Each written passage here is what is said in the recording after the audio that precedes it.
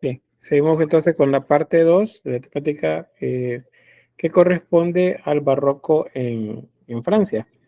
El barroco francés, aquí vamos a dar un poquito de contexto. El barroco en Francia está al servicio de la monarquía, o sea, de los reyes. Acuérdense que en Italia está al servicio de la religión, de algunos también mecenas, pero principalmente el papado pues tiene bastante que ver con la confección de arte en esa región. En el caso de Francia es la monarquía, o sea, son los reyes. Aquí, de hecho, aquí tenemos algo que se llama absolutismo monárquico, o sea, el rey considera que él es el que manda en absolutamente todo. Esa es una de las realidades en esta parte de Europa. Entonces, en ese sentido, la arquitectura es principalmente palaciega.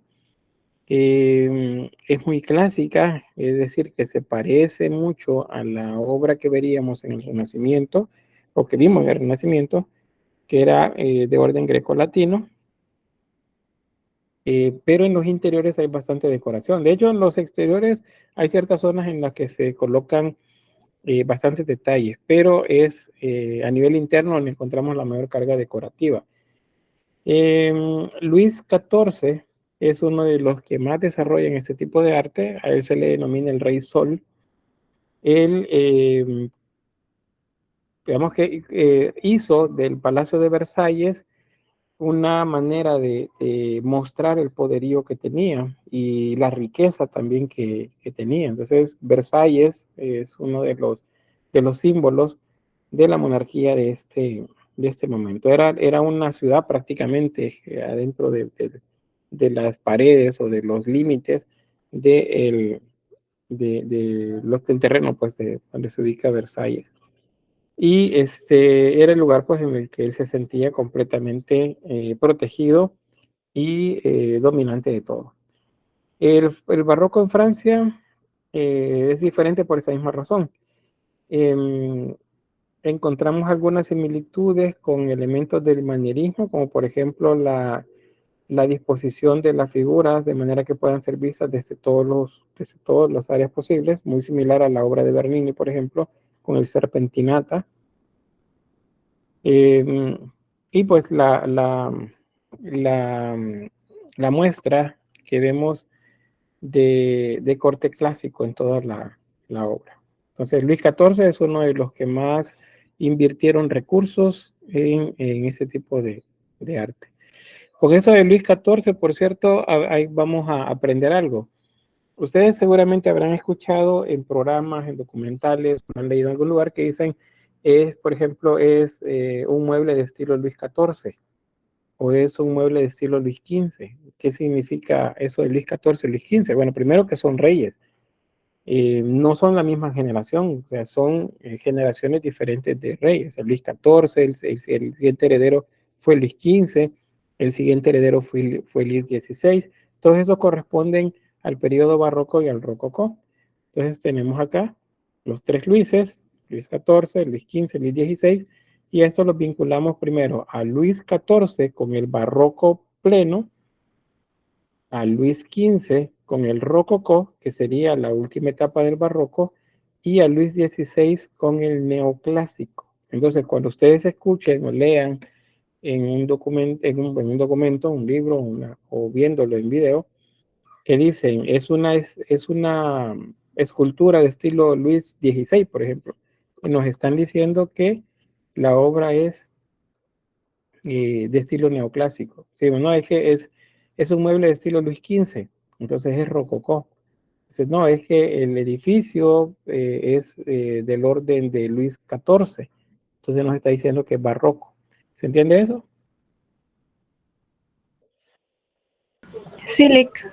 ¿Sí? Está bien claro. Y si no, pues ahí en el material les va a quedar de esta forma para que no hayan confusiones. Luis XIV es barroco, Luis XV es rococó y Luis XVI es el neoclásico. Con Luis XVI tenemos también ese punto en el que pues conocemos o reconocemos algunos de los personajes que también a través de la historia habremos escuchado. María Antonieta, si ustedes recordarán que fue la primera reina que básicamente se movía en sociedad como si fuera una rockstar.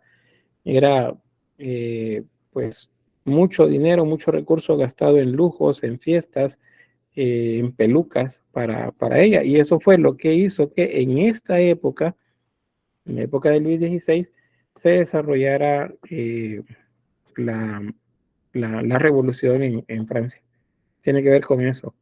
Estos tres Luises, estos tres reyes, lo que hicieron fue empobrecer Francia, porque todo el recurso se iba para su vida de palacio. Y aquí tenemos las imágenes para que veamos dónde es que iban a parar todos todos esos recursos. Vamos aquí, pregunta Irene. A ella la decapitaron y me equivoco. Sí, efectivamente, a ella la decapitaron. Se supone que les iban a dejar escapar, pero no. Era casi que una trampa, los metieron presos durante un par de meses, no sé si un año o más, y al final pues les terminaron decapitando, no los dejaron ir. ¿Sí, Rafael? No sé si sea cierto, pero hay un mito que supuestamente en el Palacio de Versalles había una habitación de oro puro. Pues eso es parte de los mitos, pero bueno, si la hubo, seguramente ya no está porque pues el edificio tiene otras características actualmente, pero no está lejos de lo que pudo haber sucedido. ¿Y por qué? Porque estos reyes en Francia se dedicaron a acumular riqueza y a invertir la riqueza en sus gustos. Por eso cada vez que ustedes vean una película ambientada en la Francia barroca o neoclásica, o inicios del neoclásico, o con una película que les hable de la Revolución Francesa, por ejemplo, primero les va a plantear la situación contextual, que es cómo vivía la monarquía, vivían en lujo. Así que, pues, a lo mejor ese mito debe tener bases en alguna, en algo verídico, porque había mucho dinero que se invertía en esto. Y mientras eso sucedía afuera de los muros de Versalles, pues la gente se moría, la gente pasaba hambre. Y cuando el rey veía que los recursos le comenzaban a escasear a él, entonces pues se exigía más tributo de las colonias que tenían, que América, por ejemplo, en la zona norte de América, en África y en otros lugares de Asia, para lo que hacía era eso, pues aumentarles la cuota del impuesto que había que pagar y a la gente pobre alrededor, pues a vacunarlos, como decíamos, con más impuestos, de manera que el dinero no le faltara a ellos, o sea, puede faltarle a cualquiera, menos al rey. Por eso era el descontento de la sociedad, aún de la misma, de la burguesía o de algunos también del área cortesana pues alrededor del rey, que no les parecía eso. Y fue lo que derivó en la Revolución Francesa. Aquí tenemos una vista, bueno, esta es la fachada principal, vean, tenemos puerta principal, noten bien, vean, aquí está el reloj. Ahora vemos una vista aérea. Aquí está el reloj. Vean la dimensión y el lujo y todo pues lo que se ve del lugar. Noten que ahí atrás hay unas plazas. Los jardines franceses tienen su origen en el jardín manierista que veíamos al final del Renacimiento. Vean, esas son fuentes, ahí hay más fuentes, más jardines.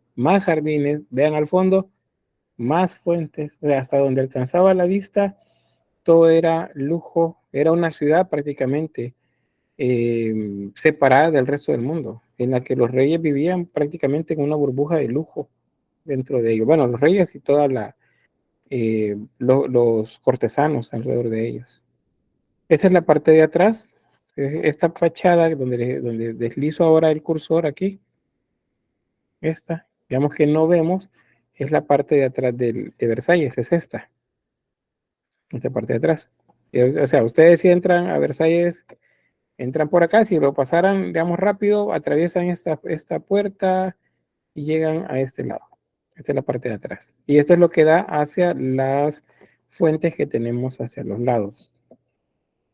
Ahí está. Todavía si avanzamos, aquí estamos viendo desde esta fuente. La siguiente imagen es visto desde acá, donde tengo el cursor, en esta dirección, o sea, en dirección contraria. Acá ahora estamos viendo esta, y allá está la fuente que estábamos inicialmente, y allá están las paredes principales del edificio. Entonces pueden imaginarse la cantidad de espacio que requiere ese tipo de edificación. Entonces, era bastante el recurso que los reyes ocupaban para esta vida separada del mundo real. Y si vemos luego que en este caso, uno de los pasillos dentro del palacio, aquí podemos ver pues también la cantidad de detalles, de lujo que se ve en los pasillos. Tenemos una bóveda déjenme ver, aquí está, una bóveda con pinturas, con mucho relieve también. Estos eran estucados. El estuco es como un tipo de yeso que se utilizaba para hacer los decorados como los observan acá, y toda esta decoración que va ahí. Y luego pues las lámparas de lujo probablemente actualmente son eléctricas. En su época pues eran velas las que se ubicaban en estos candelabros. Y luego pues todas las esculturas con diversas temáticas. El color dorado es parte, y la cristalería, los espejos, es parte de la decoración que se utilizaba dentro de Versalles. Esta es una vista, bueno, esta es una lateral, aquí está una vista desde el centro de ese pasillo. Creo que el salón de los espejos le llaman a esto, algo así, no recuerdo muy bien. Para tener pues idea ahí del lujo que tenían. Les repito, la arquitectura del barroco francés pues es principalmente palacial. Entonces el mejor ejemplo es Versalles. Los exteriores de orden clásico, con decoración, pero un tanto más, digamos, menor a la que se encuentra en los interiores. Los interiores sí eran bastante decorados y con un exceso de lujo para hacer ver más importantes. ¿Algún comentario o pregunta?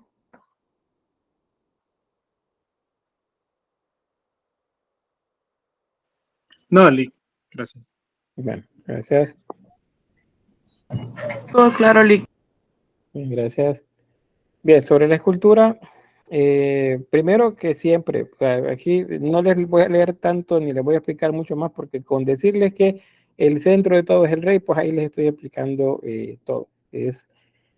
Todo está alrededor de él. Es una manera de centralizar pues la atención el arte en la figura del rey, especialmente, bueno, Luis XIV, que es con quien inicia, o más bien con quien vemos el barroco pleno. Luego Luis XV, que es el rococó, el rococó es a nivel estilístico, es más cargado todavía de detalles que el barroco, es más saturación, pero también es uno de los que tienen mayor cambio en cuanto a color, porque aquí veíamos bastante presencia de los tonos dorados en las obras. Pero acá en escultura vamos a ver el mármol principalmente como color. Este personaje es el principal o el más conocido de los escultores de esta zona de Europa. Él es francés, o fuera francés más bien. Se llama François Girardon. Y sigue un tanto la línea de Bernini también. Bernini tenía bastante influencia en todas esas zonas, y de hecho Bernini hizo varias esculturas de las que están ahora en Versalles. Fue protegido del canciller Seguier, que pues lo envió a Roma para que se formara en Italia con los mejores artistas de esa región. Entre eso, pues acuérdense, Bernini. Este es un retrato de él, o sea, este es el Girardon, es el escultor. Aquí alguien le hizo un retrato, es Joseph Vivian quien le hizo este retrato, y esta escultura se la hizo Nicolas Bouliot. ¿Y dónde está el barroco? Bueno, ¿cómo puedo reconocer el barroco en la escultura? Si tiene un orden clásico, se parece al Renacimiento. acuérdense, las curvas, las líneas onduladas, el exceso de movimiento, eso es lo que nos dice que una obra es barroca. En el Renacimiento no encontramos una así con tanto detalle como este que ven acá. Mucho movimiento y siempre pues sobre la línea de representar personas importantes de la élite. Los jardines de Versalles también encontramos esto. Es Apolo rodeado por ninfas. Este es de Girardon y Thomas Regnaulin. La imagen de Apolo, acuérdense, Apolo es el dios vinculado al sol, se asocia o se le asoció al rey también, porque el rey, Luis XIV, por ejemplo, él decía que él era el sol, o sea, era como el dios sol. Entonces en las imágenes alrededor de Versalles vamos a encontrar bastantes referencias a el dios Apolo, o al carruaje en el que Apolo se movía y llevaba a Helios en el cielo. Entonces, ese es como veamos el contexto del visual de la escultura, y acá está el conjunto escultórico. Es una representación de Apolo siendo servido por muchas ninfas que le lavan los pies, las manos, pues el cabello, y es una representación del rey. O sea, el rey se identificaba como Apolo. Entonces en la obra, aunque estemos hablando de Apolo, realmente era el rey el que se estaba representando en la imagen. Vean que es bastante clásico, por eso decimos que la escultura barroca italiana y la francesa son más bien de orden clásico, porque pues nos recuerdan a Grecia y a Roma. Ahí tenemos, vean. Un dato también sobre esto es que para cuando, pues, bueno, las esculturas griegas o romanas que en esta época estaban a la vista, o aquellas que se iban descubriendo, pues no tenían la pigmentación que sabemos que tienen, o sea, no se veían pintadas. Entonces, los escultores del barroco y de los hombres del Renacimiento no pintaban las esculturas, porque pensaban que las pinturas las esculturas de la época grecolatina eran así, con el color del material con el que estaban hechas. Por eso es que no se pintan. Y de hecho, pues la mayoría piensa, si tiene conocimiento de historia del arte, piensan que las esculturas griegas y romanas no tenían color, sino que eran así como las vemos, color del mármol. Y eso no es cierto, todas eran pintadas.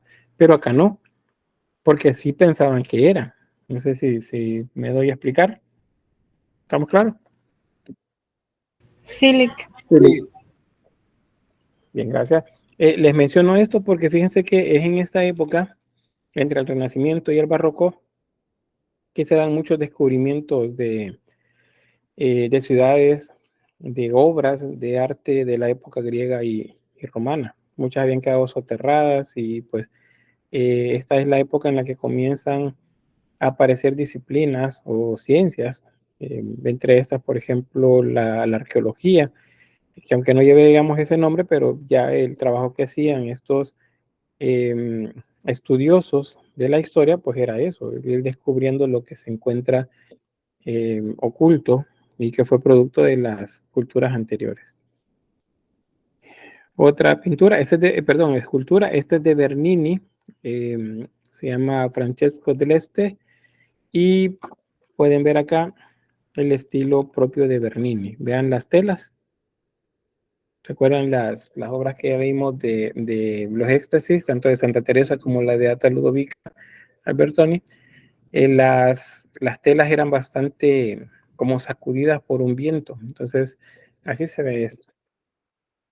Acuérdense también que con Bernini tenemos un tratamiento diferente para la piel, para que se viera que de verdad era como más natural. Entonces, eso también se ve en los rostros de los artistas, perdón, de las personas representadas. Aquí el ejemplo, vean. Y lo que les mencionaba de los ojos, fíjense que no encontré la diapositiva ni las imágenes, pero si no es en esta, para la siguiente se les voy a mostrar, porque sí, me gustaría que vieran pues ese ejemplo de cómo resolver ojos. Bien, aquí las fuentes en Versalles, y tenemos pues la idea que les mencionaba del carruaje de Apolo. Pueden ver aquí cómo se alza del mar. Estos que aparecen acá con unos caracoles, como si fuesen trompetas, estos se llaman tritones. Se tiende a pensar que los tritones son sirenas o sirenos, más bien en este caso, pero no, tritones es un tipo de ser mitológico también griego, que este sí tenía cola. Acuérdense que las sirenas no tenían cola de pez, tenían la apariencia más bien de un ave. Y estos animales que ven acá, son delfines. Pero igual la manera de representarlos en esta época eran como si fuesen animales carnívoros, con dientes bastante pronunciados y en general una apariencia bastante fuerte. Ahí tenemos el detalle. Vean el caso de los caballos. Y bueno, aquí está toda la estructura que es la que hace que las fuentes funcionen. Esa obra, por cierto, hay tanto bronce como mármol también y piedra. Bien, una pregunta sobre la escultura del barroco francés.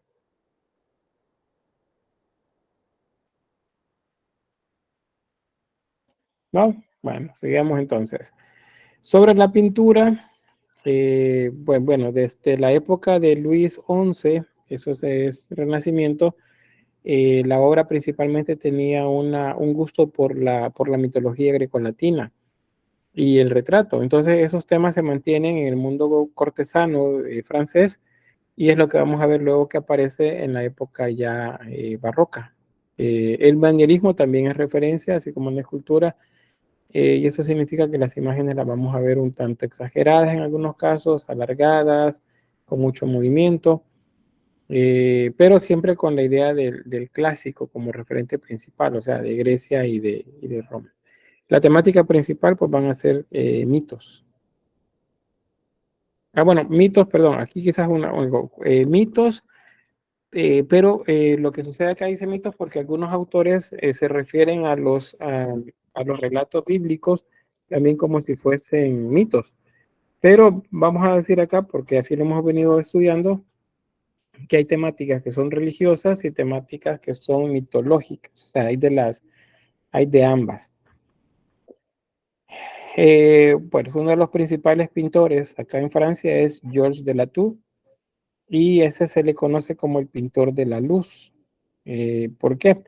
Porque resulta que en las obras de él, que tienen como la idea del tenebrismo italiano, vamos a encontrar siempre una fuente de luz que es como partícipe principal de la obra. En esta lo que estamos viendo es a José, el padre adoptivo de Jesús, según la Biblia. Este niño acá es Jesús, se ven por acá. Y aquí vemos a José que está utilizando un barreno, un trépano, creo que se llamaba ese, para hacer un agujero en la madera. Es decir, él está pues trabajando como carpintero y el niño Jesús le está iluminando con una vela. Entonces, vean el tratamiento de la luz acá. En las otras pinturas que hemos visto del barroco italiano, la luz viene de una fuente externa, o sea, pareciera que viene de fuera de los cuadros y se dirigen hacia la escena de manera diagonal principalmente. En este caso, la fuente de la luz viene de un lugar diferente. Y eso pues lo vamos a ver acá con la lectura de la composición. Ahí tenemos el desarrollo de los cuadrantes. Vemos que la obra es bastante equilibrada. El punto focal está justo ahí donde observamos la incidencia mayor de la vela, de la luz. Y allí donde ven que aparece esa imagen de un sol, allí es donde ubicaríamos el centro de la luz en la obra. Es decir, que de acá la luz se dirige hacia afuera de la vela. O sea, se va del centro de la composición hacia afuera. Por eso está iluminado todo alrededor de esa posición. Vean aquí la ropa de él, el rostro de Jesús, que es el que más se ilumina dentro de del reflejo, de la luz reflejo que vemos acá. Esta es una imagen, perdón, una línea que nos dice que la imagen tiene un sentido diagonal, porque digamos, las fuerzas que confluyen en esta obra a nivel compositivo, que son las que generan equilibrio, estas se mueven de abajo hacia arriba, porque vemos ¿cómo sería? Como una dirección de los rayos de luz que bañan las figuras en esta posición. No podría ser en esta otra porque dejaríamos fuera algunas de las imágenes, perdón, de las zonas de la pintura que tienen más iluminación. Entonces, esta es una línea de dirección. Esta. Otra más, igual de Georges de Latour, el recién nacido, es una referencia también a María y al niño Jesús. Vean la luz de dónde viene, de una vela que está sostenida por la mano izquierda de esta doncella o matrona. Y la llama la está cubriendo con la mano. Vean la calidad de detalle y el naturalismo también, porque si ustedes ponen una lámpara o algo y lo intentan ocultar con su mano, si su mano es muy clara, va a suceder eso, se va a percibir en la oscuridad, pues se va a percibir ese brillo en medio del tejido blando. Entonces eso también se ve por acá. Y ahí, bueno, lo del resto también es una obra pues que está inmersa dentro del tenebrismo. A nivel compositivo es bastante simétrica la composición, y tenemos el punto focal y las líneas de movimiento de la obra que nos lleva desde el lado inferior derecho hasta el lado superior izquierdo. ¿Qué lo determina? La posición del niño, la mano y el rostro de esta doncella.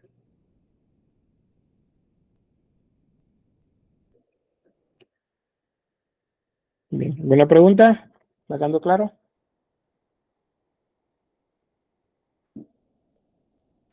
Todo va quedando claro. Gracias. La incidencia de la luz. Detrás de la mano hacia todas partes.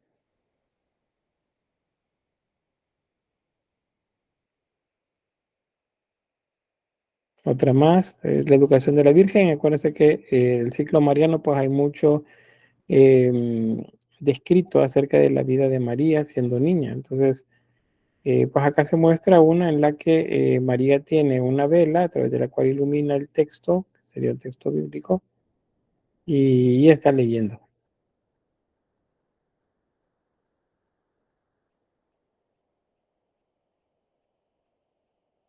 Posición, punto focal y la línea de dirección de la imagen.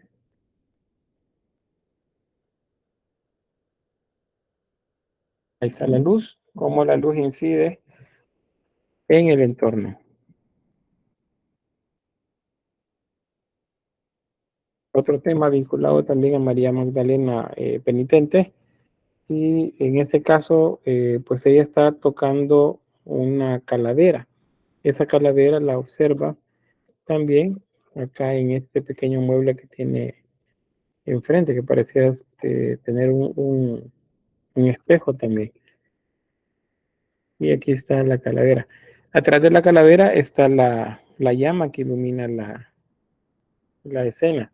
Vean, la idea de las calaveras a la par de un santo o de una santa, pues no es satánico como he escuchado por ahí que a veces dicen, sino que es una alusión dentro del simbolismo cristiano católico de lo efímera que es la vida, que el tiempo es corto y pasa rápido, que solo somos un instante dentro de toda la eternidad, y así de insignificante que somos, pues la muerte es la que luego nos va a llevar y no dejará nada de nosotros. Ese es el tema alrededor de las imágenes de calaveras. Siempre que vean calaveras, tiene que ver dentro de las pinturas de un contexto religioso, tiene que ver con el paso del tiempo, y que en ese paso del tiempo nosotros somos finitos, es decir, que vamos a tener un fin, vamos a morir.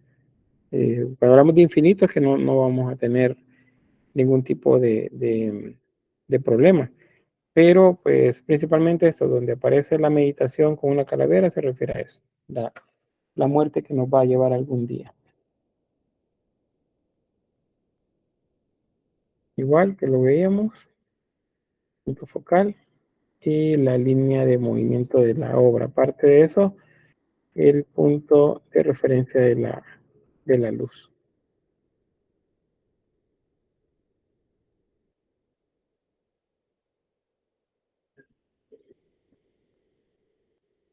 Y ya. ¿Un comentario?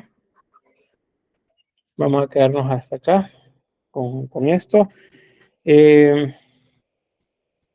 Bueno, les voy a subir el material igual al aula virtual. Lo que sigue, que está pendiente acá, es la pintura barroca en Flandes. Acuérdense que Flandes es esta zona en el norte de Europa. Para esa época tenía un dominio territorial bastante grande.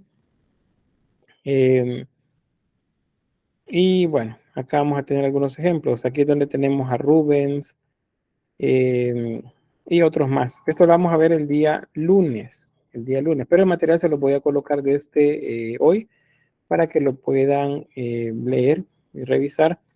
Así pues ya algo habrán visto de esto y tendrán pues conocimiento para el examen de la otra semana, que acuérdense va a ser día martes. La mayoría, según me aparecía ahí en la consulta que hice, pues la mayoría en ese momento no iba a hacer la actividad de pintura, pero por cualquier cosa igual me avisan. Voy a llegar hasta acá y detengo la grabación.